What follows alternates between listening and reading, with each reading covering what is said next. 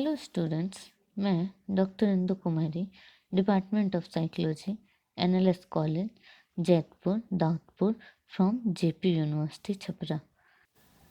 आज मैं UG part 1 के स्टूडेंट्स के लिए पेपर 1 में क्लासिकल कंडीशनिंग थ्योरी को प्रभावित करने वाले कारकों के बारे में चर्चा करेंगे।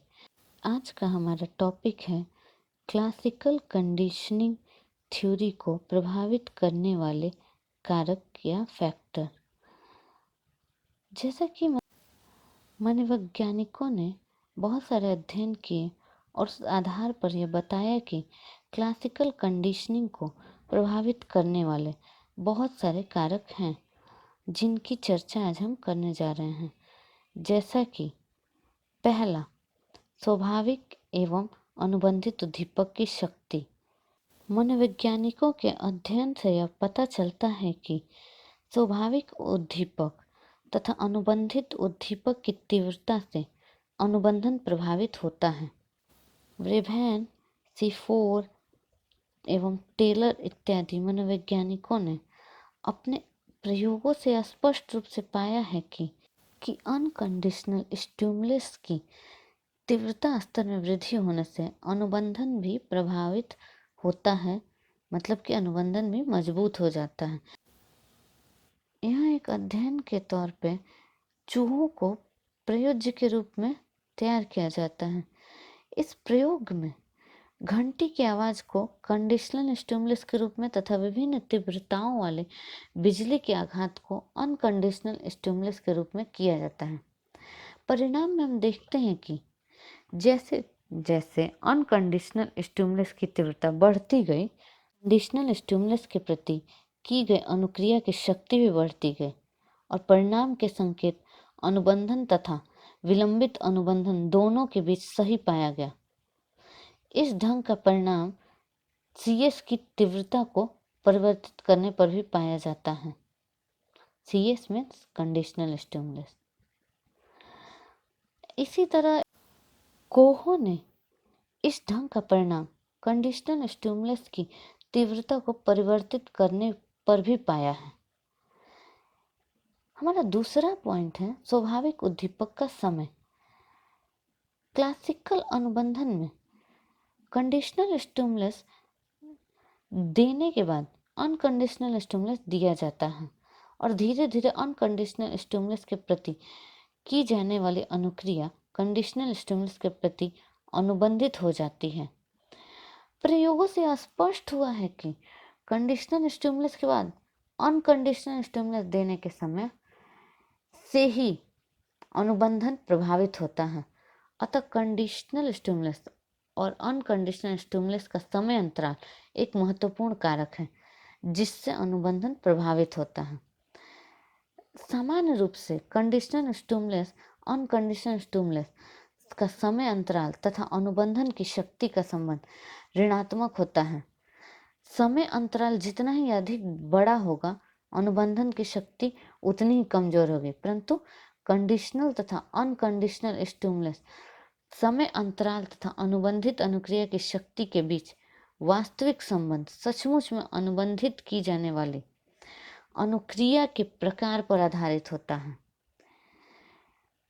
खरगोश में, उदाहरण के तौर पे मानते हैं, खरगोश में पलक मारने की अनुक्रिया को हवा के एक साधारण झोंके के प्रति अनुबंधित किया गया। हवा का झोंका आंख पर देने के पहले एक आवाज उत्पन्न की जाती है। परिणाम में देखा गया कि इस तरह की अनुक्रिया को अनुबंधित होने में जब अनकंडीशनल स्टिमुलस को कंडीशनल स्टिमुलस दिए जाने के 0.2 से 0.4 सेकेंड बाद दिया जाता था तो अनुबंधन की शक्ति अधिकतम होती थी।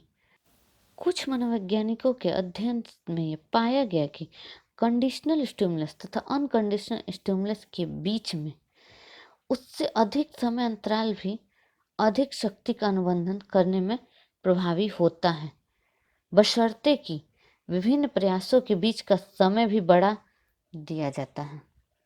मतलब कि प्रयास की समय सीमा भी बढ़ती है। जैसे हृदय की गति में परिवर्तन होता है तो अनुबंधन की शक्ति को मजबूत होने के लिए कंडीशनल स्टिमुलस तथा अनकंडीशनल स्टिमुलस के समय अंतराल में इतनी निकटता आवश्यक नहीं है। इनके अध्ययन में पाया गया कि चूहों में हृदय गति का अनुबंधन उस परिस्थिति में सबसे मजबूत होता पाया गया जब कंडीशनल स्टिमुलस अनकंडीशनल स्टिमुलस का समय अंतराल 6 सेकेंड या उससे थोड़ा अधिक था। कुछ अध्ययन में ये भी भिन्न भिन्न परिणाम पाए गए हैं, जैसे कि ब्रेवमैन ने एक प्रयोग किया जिसमें चूहों में स्वाद विमुखता सीखना की अनुक्रिया का अनुबंधन किया गया।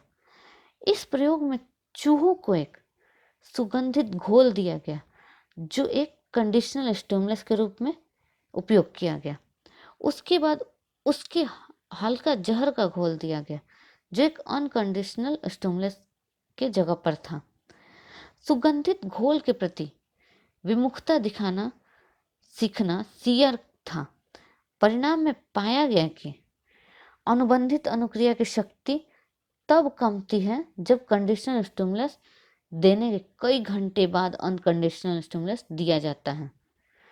तो हम निष्कर्ष तौर पे यह कह सकते हैं कि कंडीशनल तथा अनकंडीशनल स्टिमुलस का समय अंतराल एक महत्वपूर्ण कारक है जिससे क्लासिकल अनुबंधन प्रभावित होता है, चाहे जिस ढंग की भी अनुबंधन अनुक्रिया हो।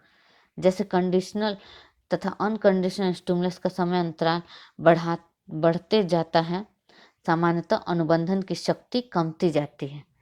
हालांकि यह बात जरूरी नहीं है कि अनुबंधित अनुक्रिया के स्वरूप के अनुसार कंडीशनल तथा अनकंडीशनल स्टिमुलस की निरपेक्ष अवधि जिस पर क्लासिकल अनुबंधन की शक्ति सर्वाधिक होती है परिवर्तित होती है। इसी क्रम में हमारा तीसरा पॉइंट है स्वाभाविक उद्दीपक तथा अनुबंधित उद्दीपक के युग्मन की बारंबारता। स्वाभाविक उद्दीपक तथा अस्वाभाविक उद्दीपक का मात्र पेयरिंग से ही अनुबंधन प्रभावित नहीं होता, बल्कि उसकी बारंबारता कितनी है इससे भी अनुबंधन प्रभावित होता है। जैसे यदि घंटी की आवाज तथा उसके बाद दिए जाने वाला भोजन का पेयरिंग युग्मन प्रत्येक प्रयास में दिया जाता है तो उससे अनुबंधन की शक्ति उस परिस्थिति में तुलनात्मक रूप से अधिक होती है जिसमें इन दोनों उद्दीपक का युग्मन एक एक प्रयास छोड़कर किया जाता है। रेस्कोर्ला ने अपने अध्ययन में पाया कि अगर स्वाभाविक उद्दीपक प्रयोगात्मक परिस्थिति में प्रय उत्पन्न नहीं होता है, परंतु जब जब अनुबंधित उद्दीपक दिया जाता है तब तब स्वाभाविक उद्दीपक दिया जाता है, तो इससे अनुबंधन तेजी से होता है क्योंकि अनुबंधित उद्दीपक का अपना स्वाभाविक उद्दीपक के आने की पूर्ण संभावना व्यक्त कर देता है। अतः उनका मत है कि क्लासिकल अनुबंधन सिर्फ इस बात पर निर्भर नहीं करता कि तटस्थ उद्दीपक को बार बार एक स्वाभाविक उद्दीपक के साथ युग्मन करके प्राणी के सामने प्रस्तुत किया जाए, बल्कि इस बात पर निर्भर करता है कि तटस्थ उद्दीपक कहाँ तक सही स्वाभाविक उद्दीपक के आने के बारे में पूर्वानुमान लगा पाता है।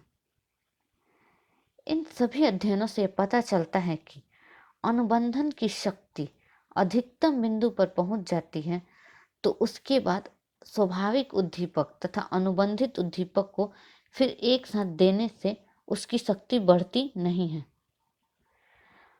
स्पष्ट है कि क्लासिकल अनुबंधन को प्रभावित करने वाले बहुत सारे कारक हैं और जिनका महत्वपूर्ण प्रभाव भी पड़ता है। आज के लिए इतना ही। धन्यवाद।